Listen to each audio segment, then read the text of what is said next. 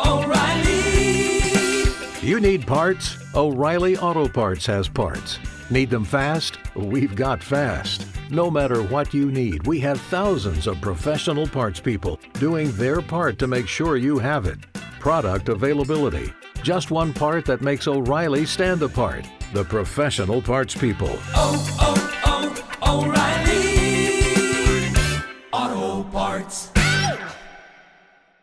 You know, we all have a to-do list. There's lots of stuff on it. You got to get your dry cleaning. You got to get your milk. Here's an idea. Save hundreds of dollars on car insurance on your to-do list. And the good thing is you don't have to drop off or pick up anything. All you have to do is go to geico.com. In 15 minutes, you could be saving 15% or more on car insurance, extra money in your pocket. It may be the most rewarding thing you do today. Now, Podcast One brings you Spike's Car Radio, a downloadable cars and coffee, hosted by writer, comedian, and automotive enthusiast, Spike Ferriston. Now, here's Spike.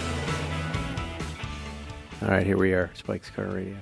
Zuckerman, of course, is late. We have a big show today, and he's late. This is what I have to deal with, ladies and gentlemen. William Fichtner's here. Kim Coates is here. Two big stars of stage and screen. And Zuckerman is late. And he has no idea that I'm going to do this at the top of the show. I'm just going to pretend that I didn't say this. But you know what he would say, right? That he's got a day job. But still, he's keeping two legitimate stars waiting. Well, we're all waiting on Zuckerman. A little bit of what I have to deal with. Anyway, today, William Fichtner is here. Kim Coates is here. Kim Coates you may recognize from Sons of Anarchy. William Fichtner did Top Gear America or USA. He's been an actor for a long time, done a bunch of stuff. Great guy. Car guys, both of these guys, and they're here to promote their new movie, Cold Brook. And if only I had a co-host to share this with. He texted me. He's in the building. Okay. Well, oh, good. Now, if this were Howard Stern and this were Benji, right? Because Zuckerman really is the equivalent of Benji, or who's the one who's always late on Howard Stern? Do you guys know? Do you remember? No, it's one of those guys, right? Here he comes. And this is where you go, well, I'm going to fire the guy. Well, he can't. He's not hired. There he is. Hey, Zuckerman. Sit down. Over here. Okay. You look disturbed. What's been going on? I was in a rush. Yeah, we're all in a rush. We've got actual television stars out here waiting on you. I don't know what that is. I decided to make my own gift cards. Here, talk into that. I've made you some gift cards, but you can't take them away. It's a $5 gift card for Carpenter Zuckerman and Rally, and it gets you exactly 20 cents of legal services. I thought you would walk in and say, "Oh, sorry, I'm late." What? No, you said $2.45. $2.45? That's what you told me. $2.45. All right. Well, then it's just a mistake. It's $2.30, but it's fine. We're happy you're here, Zuckerman. We're happy you're here. But I have bought you. Listen, this is a $4 Carpenter Zuckerman and Rally store card. This is $5 gets you 20 seconds of legal advice. And you're giving away these gift cards on the show to No, listeners? I'm not. I'm showing you my latest thing because I get these stupid defense attorneys or defense of justice tell me, "What is your legal theory? Like, we don't believe that we need to pay. What is your legal theory?" And so now I'm going to send him a card to redeem. One of these cardboard cards that I've written on with Sharpie. Yeah, it's going to take me 20 seconds to say, "Fuck you, pay me." What are you, fucking stupid? It's an Amazon. This is just a cutout piece of Amazon box with some Sharpie on it. Yes.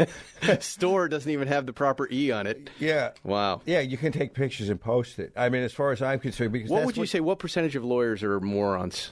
Oh, fully 92%. What is not 93%. What do you call? What was that joke you made? What do you call a? Okay. I like this. What do you call a lawyer with a 50 IQ? Your Honor. So that's judges, right? That's judges. That's how all these judge appointees get through. These guys. If you can't do what I do, you become a judge. Really? I always thought it was the best of the best. You would think. You would think. But listen, nobody puts their hand up in law school and says, I want to be a judge, or I want to be a shitty defense lawyer. I want to be a shitty lawyer of this. I want to do workers' comp or some sort of immigration paperwork. Everybody has a dream. They're going to be the head legal counsel to Shell, to Disney, to they're going to be a brilliant trial lawyer. Right. And the roller coaster of life takes them down to the proper level. All right, speaking of roller coasters, just dropped off a moment ago. Thanks to us chatting about it here on the podcast. I have the Aston Martin DBS Superlegerra, which I believe you've already driven. Yes. You drove it for a little bit, right? Yes. What, I haven't really had a chance to, I don't want to say anything about it. I drove over here, but I was doing a million things. What were your impressions of the car so far? And how first of all, how long did you drive it for? I did not drive it very long, so I want everyone to know I had 3 minutes of wheel time behind this thing. Those 3 minutes were absolutely fantastic, but not enough to form any opinion other than it looks cool as fuck. It's fast as fuck. It's got a great sound. It's like everything you ever wanted when you were like a ninth grader drawing or 9 years old drawing what a car should be. Flames coming out the back end. $307,000, $820 is what the sticker is on this car. Let's see. I'm looking at the specs. They don't have any of the specs on car and driver. It just says not available, not available, not available. Well, what do you mean not available? This must be old. But it's this is one of those big dog kind of 812 competitors, right? 0 to 60, 3.2 seconds. Please stop that noise or whatever is going on there. You see, folks? He's texting. He's texting right now. Okay. He's making a noise. fucking job. Well, you got to turn the job off by the time you're here. Don't come. You have to do one or the other because we're doing a job for these folks listening. Okay, you're right. These people love you, Zuckerman. They want your full attention. They do. They're huge fans of yours. They don't want to feel like neglected children. You have this whole segment of Spike's Car Radio fans, the demented ones, who are very vigorously supporting you and love you. They want to know what you're thinking. They don't want you texting and making money. You know what I'm thinking? Anyway, we should be thinking about this car. Yes. 5.2-liter V12, 715 horsepower, right? So that competes with what? The A12, the Ferrari? This is what that is? Yeah, or in theory, it's got certain numbers like a GT2 RS in terms of horsepower. Clearly not a GT2 RS, but... This is like a Super GT, right? This is a car... and it's weird. Superleggera means super light in Italian, right? Super fast. No, super fast, super light. Yes, this has more carbon fiber. It's not a light car, guys. Right. I didn't think so. It's about 4,000 pounds is what it feels like. But these cars have a way of making you feel like a gentleman, Zuckerman. The second you get in, it changes your driving a little bit, right? Yes. Don't you want to put on a hat and overcoat and go to Italy and bop around? Or I guess I don't really think of England in this car. I think of Italy. I think of a fine black bespoke Italian suit and with a... We're being held to sign. What? Yeah, they just told me they have to be out at 3, so we better get them in here. Okay. They have to be out at 3. All right, well, let's bring them in. We'll finish our Aston Martin conversation in 2 minutes. We'll be right back with our guys. Let's talk about Valvoline for a minute. We love Valvoline. They not only make motor oil, they have great T-shirts and stickers. If you've seen the stickers, maybe on a bus stop, maybe on the public library window glass, that's me and Zuckerman. We put them everywhere. We love these guys. Valvoline is the only motor oil brand with a dedicated engine lab. I believe that engine lab is in Ashland, Kentucky. Hello, folks in Ashland, Kentucky. Their dedication to testing and innovation is why do-it-yourselfers can trust Valvoline to take care of their engines every day. We trust Valvoline with our cars. You should trust it too. They are the first brand to develop a motor oil specifically to combat carbon buildup in a modern engine. How about that? We love Valvoline. We don't have to tell you guys that. We trust Valvoline in our car. People have been trusting Valvoline in their cars for more than 150 years, so think about that. Was there even a car 150 years ago? Who cares? Valvoline was there. Head over to Valvoline.com/Spike to see what product is right for you. They want you to go to Valvoline.com/Spike. That helps me out, too, if you use this link to see what product is right for your engine. Go check them out and ask for some of those cool stickers. Valvoline. You're listening to Spike's Car Radio. Welcome back, everybody. Here we are. We're sitting down with William Fichtner. You guys coming in? Come on in, fellas. William Fichtner is walking in the studio. Kim Coates is walking in the studio. Zuckerman's opening the door for them. There they are. Ladies first. Legitimate stars of television, stage, and screen. Bad guys, but good guys deep down. Please don't talk that much about Kim Coates, because I don't mind. we have other things to talk about. Kim, you got to just aim that mic at you. You don't need the headphones. I don't need the headphones. No, we're not on it real right radio here. We're just recording. How are you guys? How are you? How's it going, all right? Good. These guys have a new movie called Cold Brook. It's going to be in theaters and on demand and digital, so it's a wide release November 8th. And William directed it, co-wrote it, and stars in the film. Congratulations, fellas, and nice to meet you. He wore a lot of hats. We all wore a lot of hats. I even had We a still few wear a hats. lot of hats. William, you and I met when we were at Fox together. I had a late night show, and I think you were doing Prison Break. Yeah. And we were both sent to a NASCAR event to say that, gentlemen, start your engines, right? Yeah, for that two was different out races. At Irwindale Speedway. Correct. I was at Irwindale, yeah. It was, and Must be a dozen years you ago. went first, and you did such a great job. And I at the time I had not been in front of the camera a lot, and I was very nervous. Very and I shy. watched You were you very shy. closely, and he did so well. And then I went out and I did it like you. And when they showed me the video, my zipper was down and my underwear was hanging out of my pants. Nothing's changed. Listen, Nothing's if changed. I would have saw it, I would have told you. But anyways, thanks for coming in, guys. This is exciting. pleasure. I want to talk. This is a car show, so I want to just talk. We don't drill down too deeply, but I know you're into cars. You've always been into cars. I know you were on Sons of Anarchy, so maybe there's some motorcycle love there. Both of us spent some time at the Pro Celebrity race down at Long Beach. We both did that. You did. Yeah. The Billy Toyota did. race. Yeah. the Toyota race. You won, right? I did. Now You that- qualified number one year. I did, and I got Yep. in a wreck, which was too bad. But I got to do it twice. Billy, you did it 3 times or 4. I did it 14 times, Kim. You did it 14 times, and you got through them all. Les Unger, our pal at Toyota. Those were fun days, man. Oh, those were that great. track. You know that track? I do know the track. First of all, what cars were you in? At the time, I think they were Scion. supercharged little Scions. or Right. Little And who are you 6-speed. racing? Like Jason Bateman and guys like that? Do you recall anybody? I recall some of the folks, but it was an eclectic mix. Right. You know, it was always a couple of musicians, a few actors, some sports folks. Tito, the big UFC fighter. Yeah, Tito. yeah, that was. I remember when you jumped on his No. back, and I was like, I don't know if that's a good idea. I literally jumped on his back. I said I didn't care, and he just sort of threw me around like a giant. It was good. It was good fun. I love it. What did they take you out to the racetrack to train for this thing, or did they just throw you in the Well, you signs? have to. Yeah. Yeah, in order to do it, I mean, I know because of being involved with it a few times and the people that run it, that every year they would get somebody that they would ask and they would say, absolutely, I can't. It sounds amazing. And then they find out you have to go to Willow Springs at least Right. one 4-day weekend or a Saturday, Sunday back to back, because if you don't do that, you can't do the race. And what are they teaching you there that you didn't already know? Everything. Danny Everything? McGeever's race car school up Uh-huh. there, and you take the little, Scions, and you race the streets of Willow. Like, everything. Yeah, yeah. And had you never been on a racetrack before? Did you know how to race? Not quite like that, but we're both, car fans and muscle car fans. Kim has a very good. Tell me about your car. I have a 1970 45,000 original mile Vitamin C 4-speed Roadrunner. Oh, yeah. Uh-huh. Beautiful. Wow. And you Beep, have, Beautiful. It's a beautiful No, car. I wish.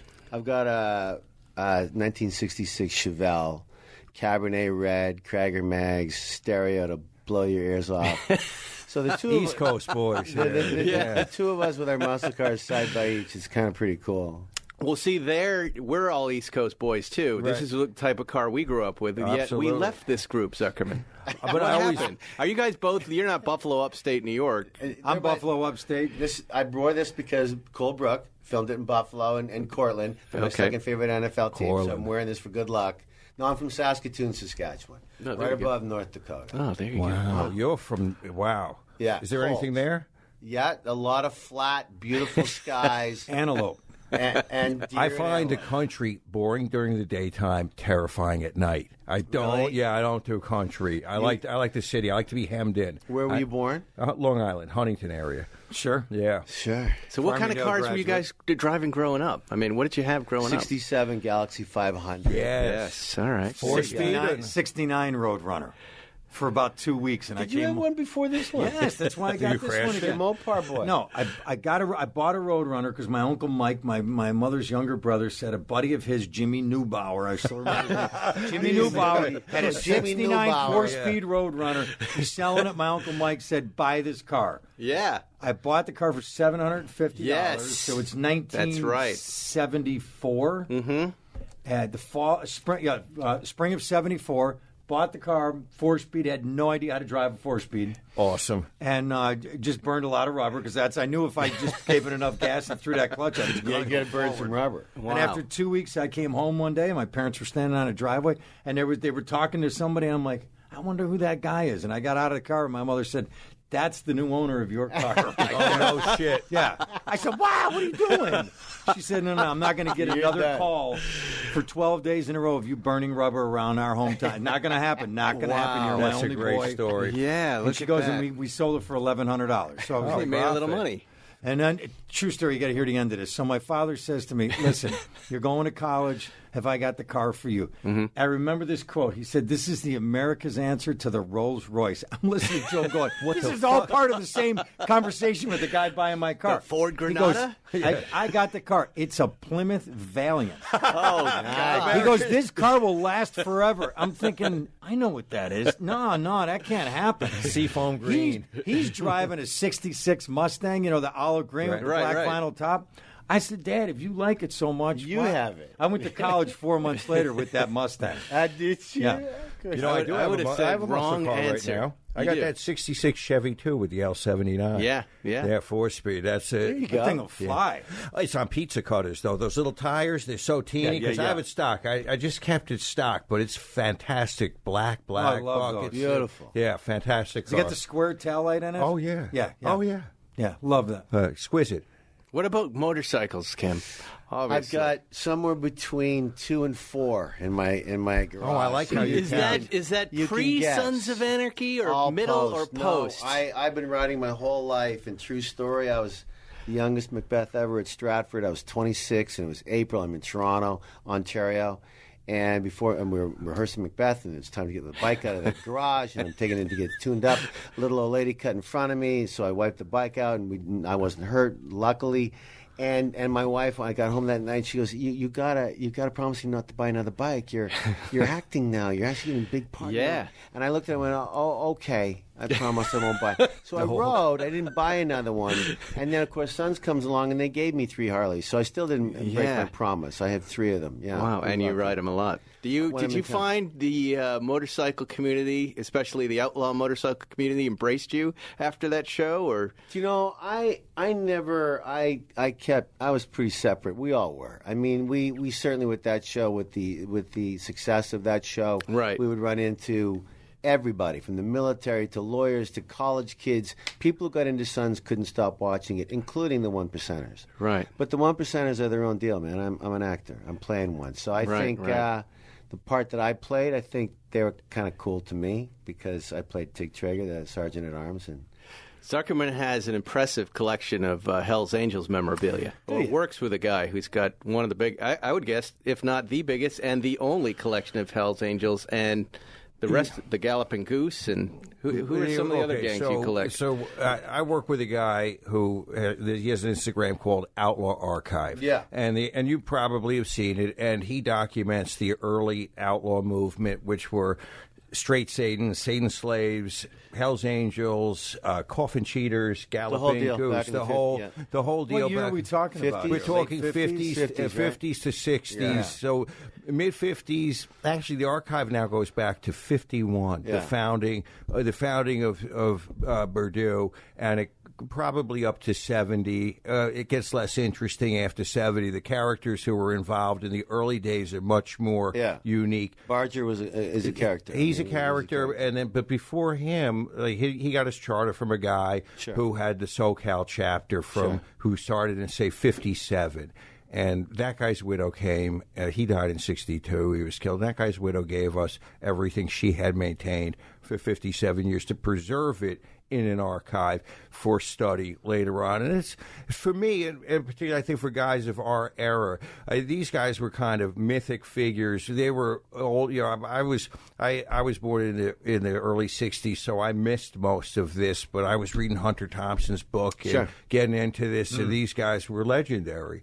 Show them what you brought today. Well, I did. I brought this to show you guys. I bought it. This is I don't know if you ever heard of Andy's Underground Zippos. It's a lighter. And it's a lighter, but Andy at one time was a jeweler to a lot of the clubs, and this lighter, which took 400 hours to make, it was acid etched and hand enameled. It also contained a secret pot pipe in it. Oh, so and then check this out. No, hysterical. It's got a roach clip in there, and it usually the roach clip came on a chain, and in here would be a Coke spoon. That's beautiful. 400 hours, and nobody knew the guy. He died in the early 90s, and it's just, I don't think it smells like weed. It doesn't. I wanted to see if it did. He's picking up and smelling it right now. We would have put that in the movie if I would have known it. We'll make a sequel. The cactus, Andy was a very unique guy, and we've tracked down as much as we can about this very brilliant artist who was not known about, and he would look at in the early 70s at picture books, places he wished he'd go, but he was a fuck up. He couldn't go anywhere. I could, like in my days, when you can't leave the bathroom, you're just stuck in the bathroom for days on end. You're not leaving, and he had that problem. So he'd look at these picture travel books and then do these scenes. But we've tracked down about 8 of them. But if you guys ever want to go to the facility and see, there's probably 30,000 photos, letters, items of clothing. Crazy shit, man. Let's just bring back Sons of Anarchy. Let's just do that. I know. Season 8. I'll write it. I got this job, man. I got this other job, that I got to... Not you. Anyway, let's talk about the movie. We're here to talk about the movie Cold Brook, which is going to be in theaters November 8th. First of all, I love the way you guys are rolling this out. That I can not only go to a theater, but it's on demand, it's digital, right? Yeah. Is that what's going to happen with all movies now? Why did you make that choice? Well, you know what? Not really my choice, but that was, very, very fortunate to have a company come along and want to distribute the film, and this was their plan. Mm-hmm. This being the first time of ever producing, directing, co-writing, and playing a part in it. And starring Kim produced it and played co-lead in it with me, but... I like to say that we both earned like PhDs in the last couple of years of what it took to pull this whole thing off. But what surprised me about it when I heard both of you were in it, because I've seen you in a million things. From your great scene as the bank manager in The Dark Knight, one of my favorite scenes in movies. It's such a beautiful scene with the Joker. Is that this has comedy in it. You're funny in it. Both you guys are funny. It's not just a drama, but there's some really funny, touching moments, and that's what I found. It was unexpected for me because it plays counter to who you guys are, or at least who I've seen you portrayed on screen. Thanks, but isn't it funny you and I talk about this, right? People go, "Wait a minute, Fichtner coats. Oh yeah, blue eyes, cheekbones. They kill people. They kill people. Yeah, and we go, well, we like to see. When the part's right, right. But I've done so much comedy. Billy's done so much comedy. Yep. I would think about a third of the films that I've played out of like 50 films have been probably like bad heavy guys. Right. A third of them total straight up comedies. A third of them dramas in between, somewhere in between. And yet, I work on a show right now, Mom, for the last 4 years. Oh yeah, Eddie Gordetsky's show. Yeah. It's a great show. Yeah, we're going to show Mom. Is there anything that's like killer-esque about Mom outside of it being really funny? No, I think it's just I haven't that anyone to kill you in every episode. I'm not stabbing anybody on Mom. I'm telling you right now. It's just like you've been in entertainment for a while. There are things that pop and there are things that don't, and you can't really control it, right? It's an uncontrollable thing, this business. And I find as a writer, like I'll write 30 things, and then who knows which one of those things is going to go. Absolutely. But that tends to be the thing that defines you. Isn't it great though when you get to be like Billy and myself at a place in our careers where we find the producers to put up the money to go. He co-writes it with Kane DeVore, one of our other best pals. We meet him Black Hawk Down in 2001. It's going to be for us. We have producers out there who want to, and now it's coming to the movie theaters in a couple of weeks. I think that is marvelous that we can do now what we want to do, and I say no to certain bad guys that don't interest me, and yes to certain that they're always complicated and fun to play. It's about the work. It's about the part, no matter what it is, and the director who's directing it. And we got quite the cast in this too. Well, it comes across when you watch it that you guys are buddies. Good. That this is a personal project of yours, and that's what makes it interesting right from the get go. That's what kept me watching it. Right? It just had a nice vibe. We're out in the woods. It's guys shooting each other. I don't know how much you want me to say about the movie or not say about it. It's too. Why don't you tell everybody what it's about or what you can reveal Cold about Brook it? is a story about two lifelong friends that live in a small town, work in a small town, a small college town, and just a couple of ordinary guys that have an extraordinary experience and ultimately are faced with the decision of how far do you go to help a stranger. Somebody comes to town that's a bit of a mystical character, and as soon as they figure out who he is, they figure out what he needs, and then the dilemma is there for them, at the risk to themselves and their own jobs and families and everything. How far do they go to help this guy find home? Wow. And it's really what the whole story is about. Very cool. Yeah, it evolved from that, and a real desire, not just to tell the story for me and Kane to write a story for us to do about friendship, but what about that friendship, and how does that friendship get tested, and do you believe in each other enough and trust each other on the journey to see it through and actually help somebody find a place where they need to go?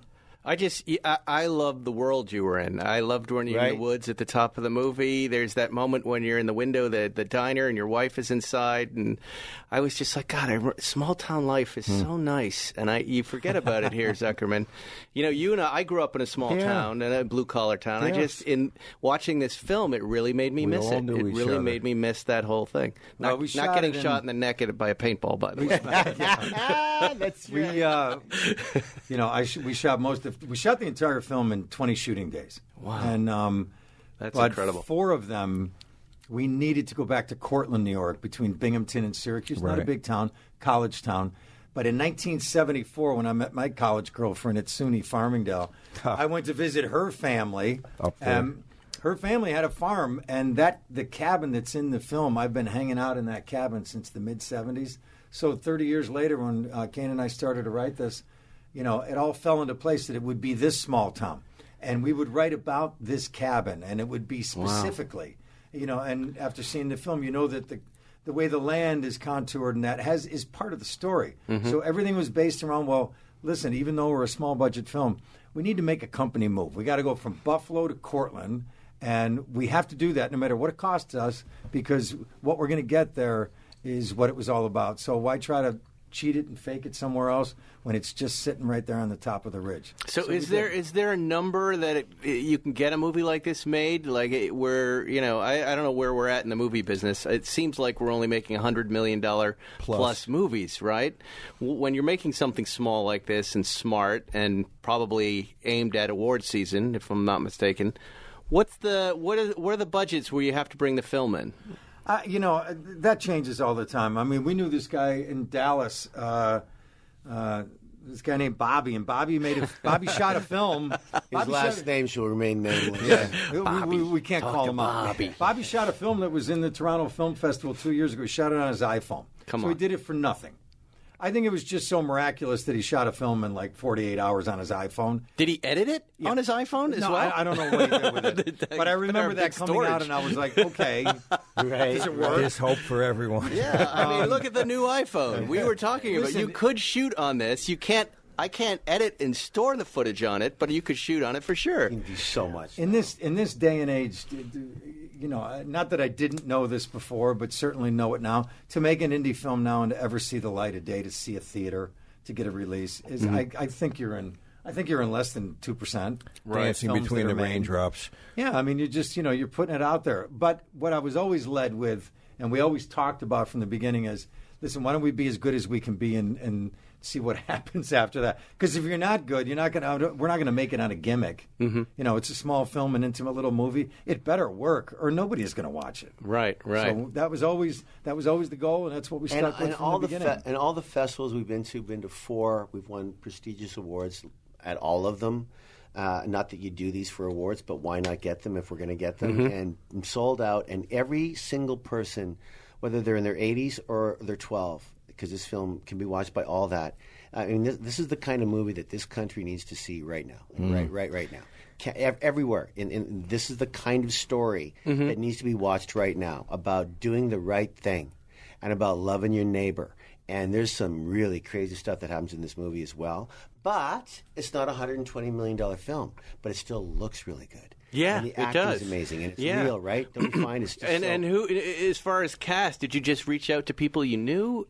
Or did you cast a wide net? Because I get the sense there were a lot of your buddies and friends in there. Listen, my wife's in there. About 3 months before we started shooting, my wife looked at me and said, I'm in the movie, right? I'm like, yeah. Of course you are. What about the guy who checks the map out and goes, where did you get this?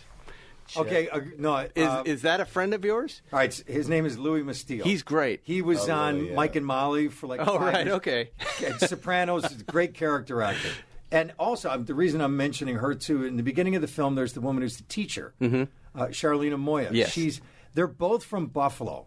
Wow. So when we're putting it together, and I had to hire a lot of people from Buffalo, and we don't have a lot of money, I called up Louis, I called up Charlene, and I said, listen, I've known Louis for 30-some years. I hadn't met Charlene, but met her through a friend. I called him up and said, is there any chance you're visiting your family this summer between this date and can you be here on like July 27th?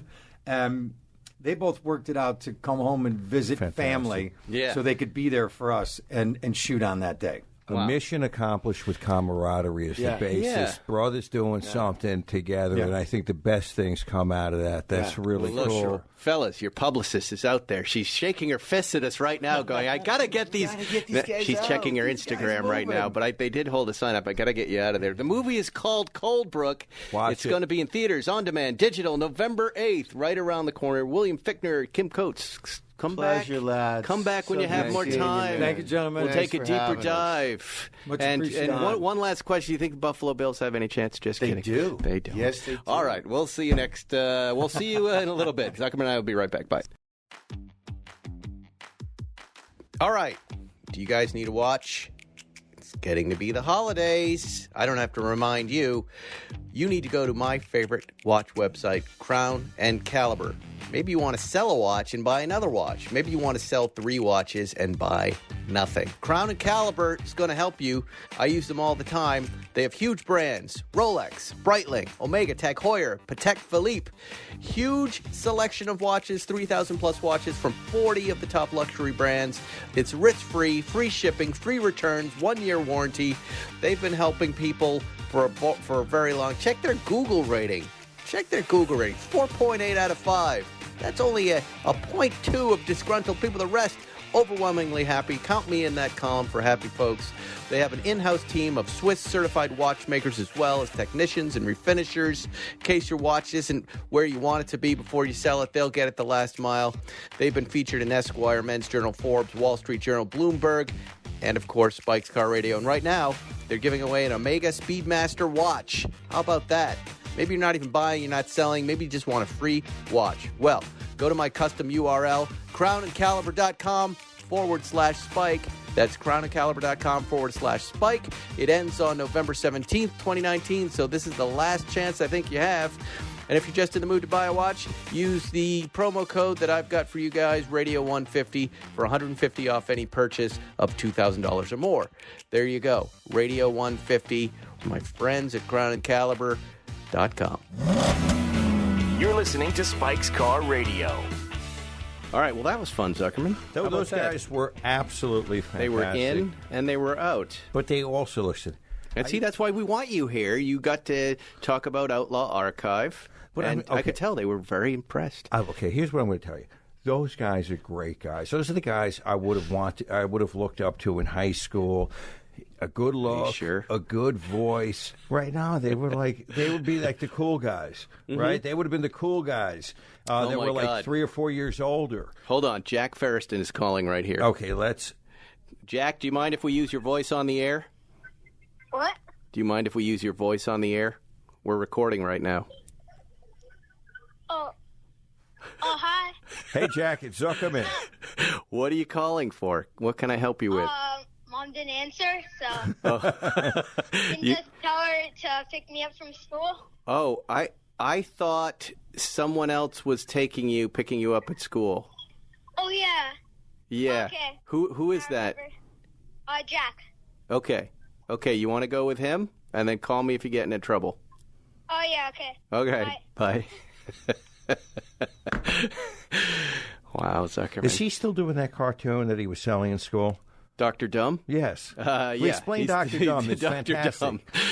I've been trying to get him to write the Zuckerman episode. Dr. Dumb is a moronic doctor who kills his patients. When he gets himself into trouble, and then he ends up just killing the patient to make life easier. And this is fantastic. Your son started this at what age? What age? I don't remember, but he sells the comic books. He's 11. All right, he must have started at 8.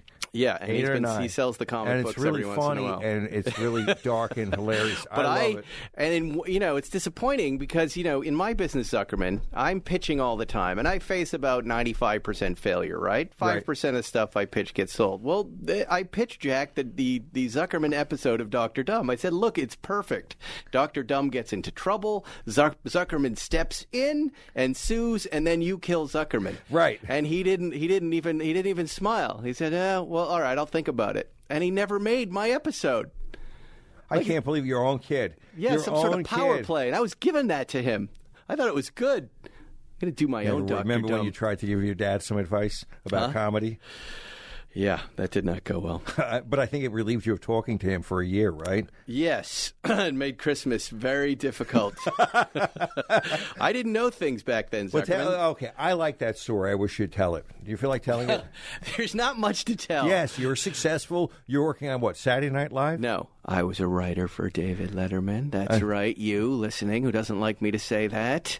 And enjoying my first professional writing success. And my dad decided he would try to get some himself, and he public access joined. He said, I'm going to start my own public access television show, right? So immediately I wrote that down in my David Letterman idea book. At some point, I'm going to have to bring this into the show because this is really top of the list on embarrassing dad shit, right? He's going to start broadcasting his sketches. And then I forgot about it. And then a month or two later, with I can't remember who he was doing it with, but I think it was the Dunkin' Donuts guy. But no, not too different than us, Zuckerman. Right. It's just you and me. You're the lawyer guy. But anyway, they sent me a tape of their sketches and their show, and he said, I would love you to watch this. This 3/4-inch came in, VHS tape comes in. Will you watch this and give me some notes? And I thought, all right. Now that's my mistake. Right? I had not learned yet that people don't want real notes, right? Yes. I give my fellow writers real notes at the time. We're all helping each other. So I gave him a real set of notes. The first sketch he did was a Godfather sketch where he was dressed like Marlon Brando. I don't remember doing what. We just watched this, by the way. I showed the kids were curious about their grandfather, who's dead now. But I said, yeah, here, watch this tape. And it didn't go over well with them either.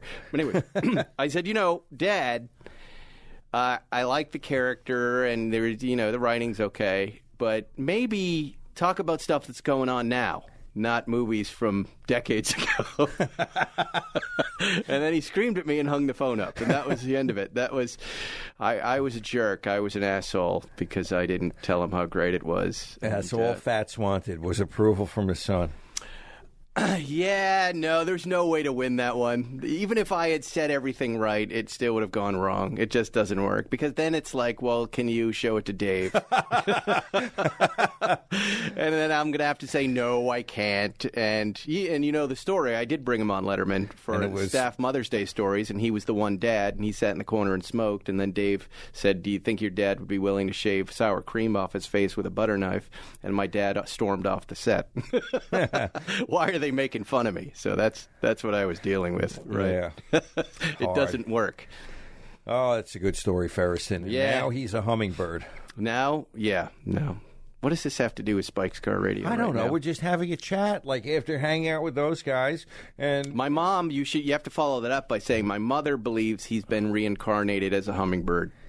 and he was overweight and smoked and gambled, so he would have been gambling addiction. Yes, he had a gambling addiction. So he would have been more rodent-like if he's reincarnated, like a skink, right? A skink. Yes, yeah. But when she comes and visits us, we have hummingbirds, and she, so I was playing ball with the boys not too long ago out in the front yard, throwing the ball before it gets dark, and this hummingbird comes and lands on a little branch right near my head and watching us. So of course it's just a hummingbird, but I took the picture. I did the right thing. I sent it to Mom. I go, look, Dad's here. She goes, I know you don't believe that, but this made me so happy to know that he's watching over you while you're playing ball. And the kids are like, what? Grandpa's a hummingbird? What? The 9-year-old is just trying to wrap his head around. He's like, so I die and I turn into a bird or an animal? He's still in half make-believe land. And that's why as his mom, by the way. I always joke that when I get reincarnated, if you get reincarnated, honestly, I will be some sort of a raccoon with mange, trying half caught in a garbage pail. Yes. Something hard with some horrible outcome. No, you're the skink. A horrible skink, low to the ground and vile. Yeah.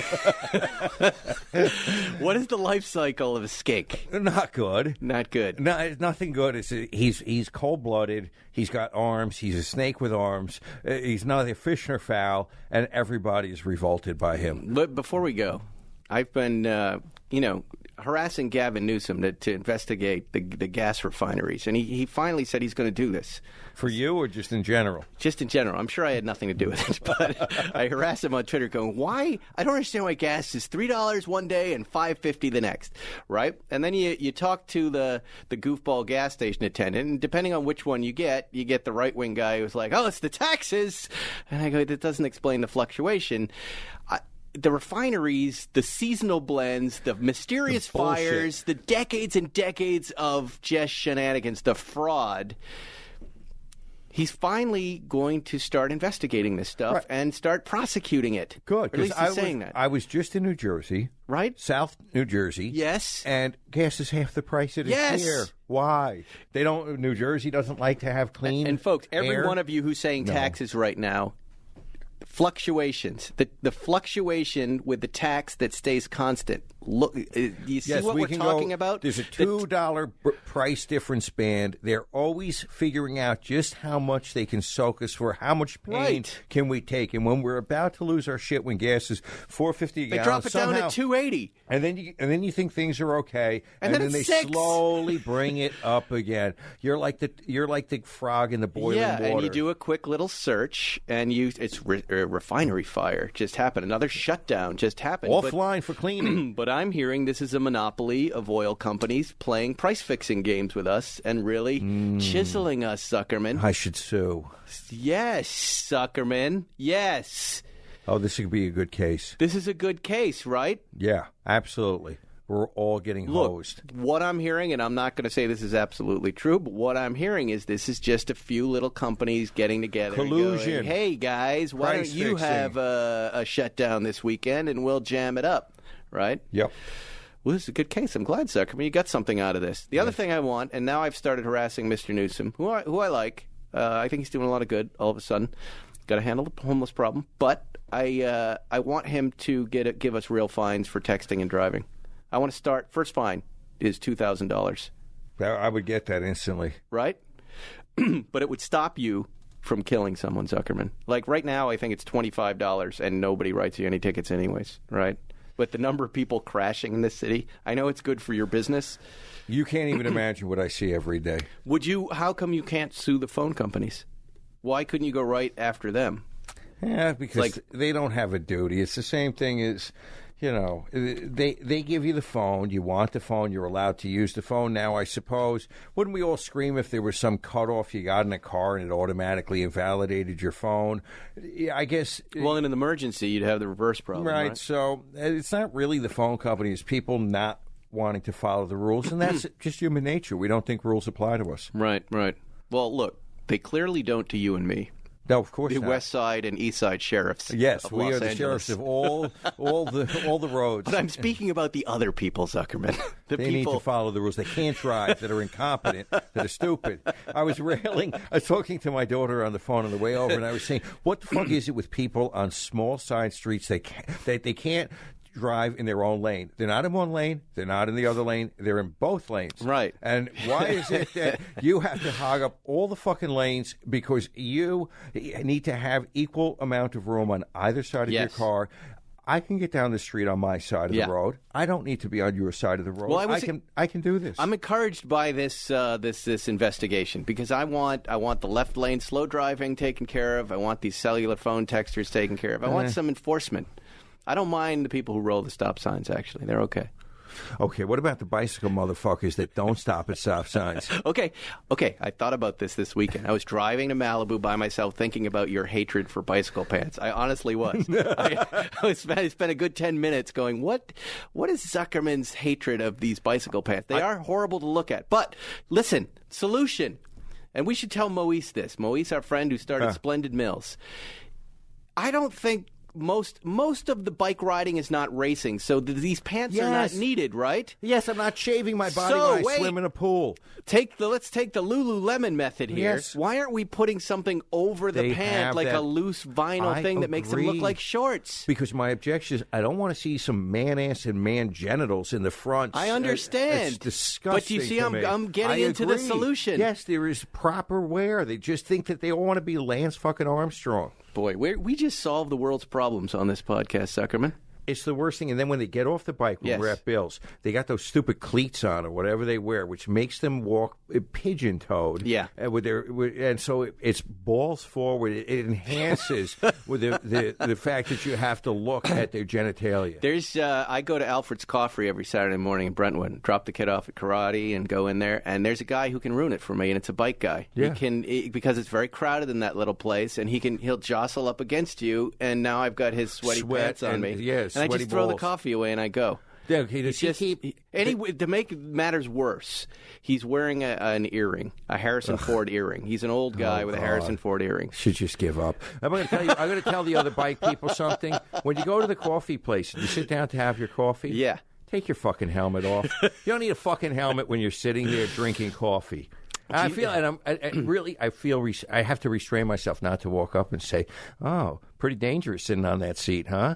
You might just fall off onto your head. Do you know how badly I want one of those? But I understand what these guys like. I mean, the lightness of this bike, I bet, is so great and feels so good. But what's holding me back is a lack of pant that I can buy. All right, why don't we do this? You've seen the bikes, right? They're like $20,000. Why don't we and you pick them up with one finger. Wearing our regular clothes and with bike helmets on our heads. Tell everybody, be careful. I've got no problem with that. Better put your helmet on. It's the pants. It's really the pants. No, you look stupid if you're sitting in a chair drinking coffee with a helmet on. Yeah. You're not supposed to wear the helmet when you get off the thing. That's a basic rule. They don't do that. I see it all the time. I see guys wearing helmets. Which would you rather they stop, the pants or the hat? Everything.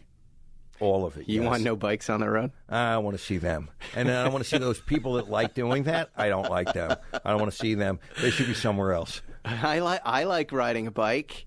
You don't ride one of those bikes. No, I like my Saunders electric right now. But I'm telling you, I would do this in a minute if they could come up with better gear. If I ever saw your little toothpick body in like a U.S. Postal Service bike pants outfit, I'd probably have to strangle you and then shoot myself. And run me over? Yeah, it would be a murder-suicide. Oh, there you go. Yeah. Well, it's been a very special Spike's Car Radio. We've gone to places that we've never gone to before. We've got a weird format today, and I hope you enjoyed it. We started with a rant about Zuckerman being late, and now we're just happy. Fucking late. Now we're just happy he's here. And that's it, everybody. Enjoy the show. We'll see you next week on Spike's Car Radio.